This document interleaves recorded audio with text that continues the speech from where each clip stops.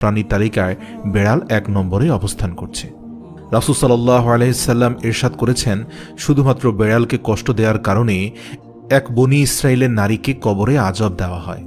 মহিলাকে আযাব দেওয়া হয় কারণ বেড়ালটিকে বন্দী করে রাখা অবস্থায় সেই মহিলা বেড়ালটিকে পানাহার করতে দেয়নি, তাকে কোনো খাবারও খেতে দেয়নি, যার কারণে বেড়ালটি মারা যায় এবং এর ফলে তার কবরের শাস্তি নেমে আসে।